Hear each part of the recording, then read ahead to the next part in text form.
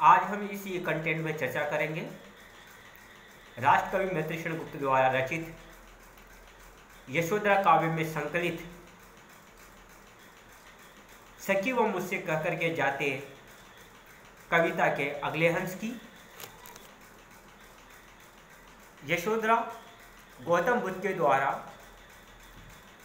अपनी सिद्धि प्राप्ति के लिए चले जाने के बाद अपनी आत्मवेदना को,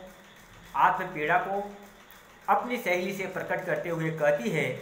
कि स्वयं सुसज्जित करके क्षण में,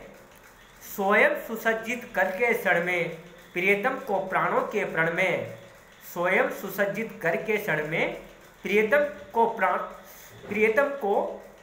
प्राणों के प्रण में हमी भेज देती है रण में।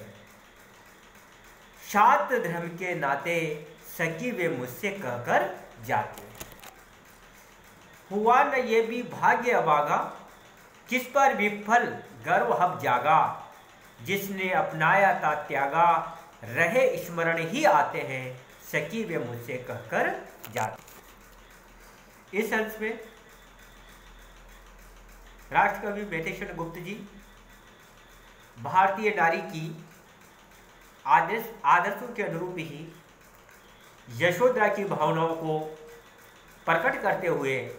कहते हैं कि भारतीय नारियां कभी भी अपने स्वामी पति परमेश्वर के मार्ग की बाधाएं नहीं बनी है, क्योंकि समय आने पर स्वयं क्षत्राणियां अपने वीर पतियों को खुशी खुशी हाथों से तिलक करके, हाथ में हथियार सौंप करके युद्ध भूमि में जाने की प्रेरणा देती है। यशोधरा कहती है कि स्वयं सुसज्जित करके क्षण में, स्वयं सुसज्जित करके क्षण में प्रियतम को प्राणों के प्रण में, कि भारतीय क्षत्राणियां तो क्षण भर में ही अपने पतियों को तुरंत ही युद्ध भूमि में भेज देती है। स्वयं सुसज्जित करके क्षण में प्रियतम को प्राणों के प्रण में हमी भेज देती है रण में। शास्त्र धर्म के नाते भारतीय नारियां तो स्वयं अपने हाथों से क्षण भर में अपने पतियों को युद्ध भूमि में जाने के लिए तैयार करके सहर्ष भाव से, खुशी के साथ, वीरता के साथ, शौर्य के साथ युद्ध भूमि में भेज देती है। भारतीय नारियां तो क्षत्राणियां हैं जो अपने पति को हमेशा कर्तव्य आरूढ़ करने के लिए तत्पर रहती है। हुआ न ये भी भाग्य अभागा, किस पर विफल गर्व अब जागा। लेकिन मेरा दुर्भाग्य है कि मेरा भाग्य ही मेरे लिए दुर्भाग्य बन गया है, क्योंकि जिन मेरे पति पर मुझे जितना विश्वास था, मैं उनके विश्वास पर खरा नहीं उतर पाई। इसीलिए उन्होंने अपने सिद्धि के बारे में मुझे नहीं बताया, लक्ष्य के बारे में मुझे नहीं बताया और अपने मार्ग की बाधा समझ करके बिना कुछ बताए चुपचाप घर से निकल गए हैं। हुआ न ये भी भाग्य अभागा, किस पर विफल गर्व अब जागा, जिसने अपनाया था त्यागा, रहे स्मरणीय आते हैं। अब तो मेरे लिए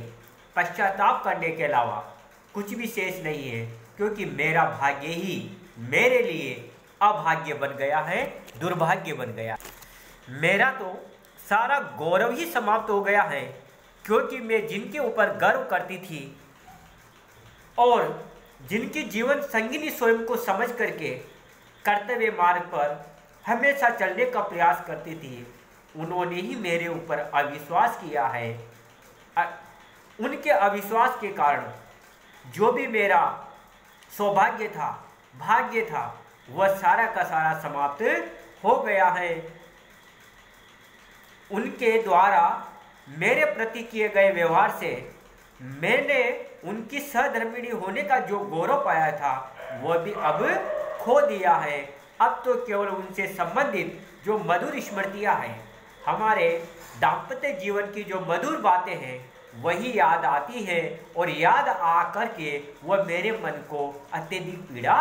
देती है। हे सखी, मैं कितनी दुर्भाग्यशाली हूँ कि मेरे पति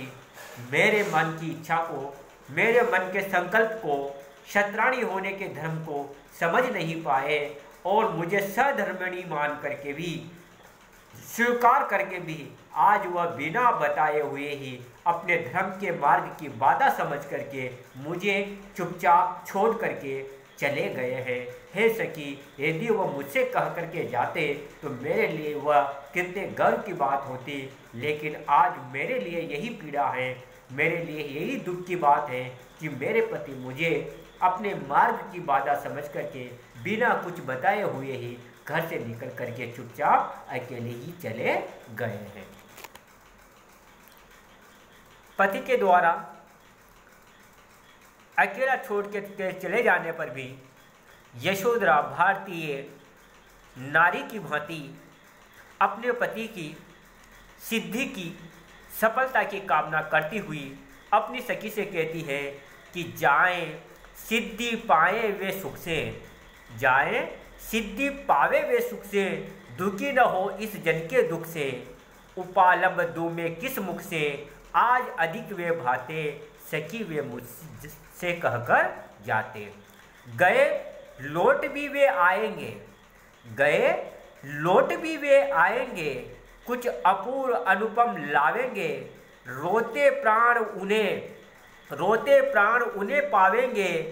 पर रोते प्राण उन्हें पावेंगे, पर क्या गाते गाते सखी वे मुझसे कहकर जाते। यशोधरा अपनी सखी से कहती है कि हे सखी, भले ही मेरे प्रियतम चुपचाप घर से चले गए हैं और वह अपने इष्ट को, अपने लक्ष्य को, अपनी सिद्धि को भी प्राप्त कर लेंगे, परंतु वह मेरे लिए जरा भी दुखी न हो, मैं यही कामना करती हूँ, मेरी व्यथाओं से जरा भी विचलित न हो, क्योंकि मैं अब किस मुख से उन्हें उलाहना दूं? जब उन्होंने मुझे पूछा तक नहीं तो फिर उलाहना भी कैसे दे सकती हूँ? यदि वे मुझसे पूछकर जाते तो वे आज दूर प्रवासी रहने पर भी, मेरे से दूर चले जाने पर भी आज वह मुझे अत्यधिक अच्छे लगते तथा मैं उनका गुणगान करती रहती। लेकिन फिर भी मैं ईश्वर से कामना करती हूँ, भगवान से प्रार्थना करती हूँ कि वह जहाँ भी गए हो अपने सिद्धि को प्राप्त करें और मेरे बारे में चिंतन करके अपने मन को किंचित मात्र भी दुखी महसूस न करे, पीड़ा नहीं दे। यशोधरा कहती है कि स्वामी सिद्धि प्राप्ति करने के लिए घर से चुपचाप चले गए हैं और कुछ काल के बाद वह लौट भी आएंगे। जब सफलता प्राप्त हो जाएगी तो वह लौट करके भी आ जाएंगे तथा अपने साथ कुछ अनोखे, अपूर्व, अनुपम ज्ञान राशि, कैवल्य को साथ लेकर के भी आएंगे और हमें अनुपम संदेश भी वह प्रदान करेंगे। परंतु अब तो मेरे प्राण उन्हें रोते रोते ही प्राप्त कर सकेंगे, अर्थात वे पूछ कर जाते तो मैं प्रसन्नता के साथ, खुशी के साथ उनके आगमन पर स्वागत के लिए खड़ी रहती, उनकी स्वागत करती। विजयश्री प्राप्त करके आने पर, लक्ष्य प्राप्त करके आने पर मैं सहर्ष आगे बढ़ करके अपने हाथों से मेरे पति का स्वागत करती, किंतु उन्होंने मुझे तो इस योग्य भी नहीं समझा, इसलिए वह मुझे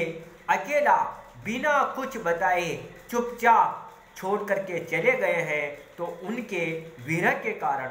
उनके मेरे ऊपर किए गए अविश्वास के कारण मेरी आंखों से बारंबार आंसू ही बहते रहते हैं, आंसू ही मेरी आंखों में आते रहते हैं। अतः हे सखी, जब मेरे पति आएंगे तो वह मुझे रोता हुआ ही पाएंगे, क्योंकि उनका मेरे ऊपर जो अविश्वास है उस अविश्वास के कारण अब मुझसे रोने के अलावा कोई दूसरा कार्य होता भी नहीं है।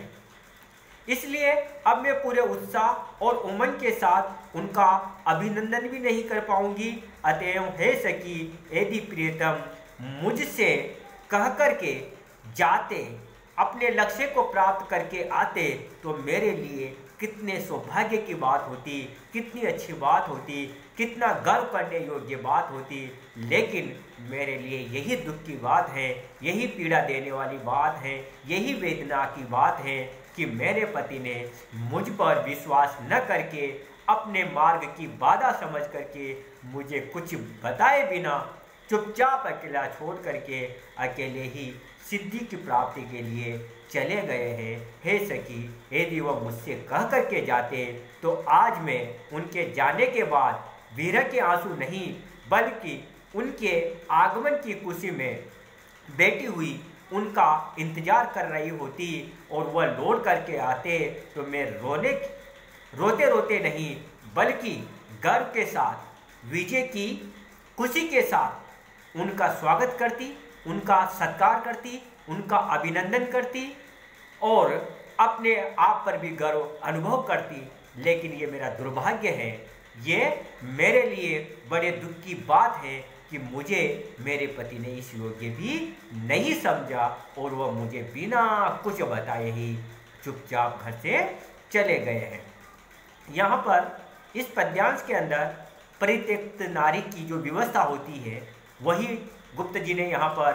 प्रकट की है कि किस प्रकार से जब किसी नारी का परित्याग कर दिया जाता है तो वह रोने के अलावा कोई दूसरा रास्ता ढूंढ भी नहीं पाती है। लेकिन अगर हम सूक्ष्म दृष्टि से देखें तो इस व्यवस्था में ही यशोधरा की साहस, दृढ़ता, कर्तव्यपरायणता, पतिव्रता धर्म और पति को कर्तव्य मार्ग पर आरूढ़ करने की जो तीव्र उत्कंठ लालसा है, वह दृष्टिगत होती है। तो हमने समझा है इस कविता के माध्यम से, छोटे से गीत के माध्यम से, कि किस प्रकार से भारतीय नारियां अपने पति के लिए पूर्णतः समर्पित होती हैं, पति के द्वारा चुने गए मार्ग पर सहर्ष चलती हैं और स्वयं अपने हाथों से अपने पतियों को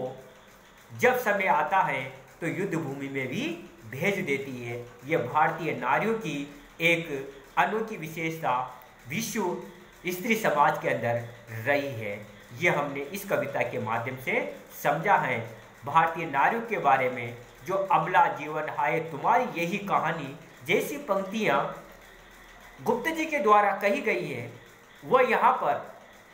यहाँ पर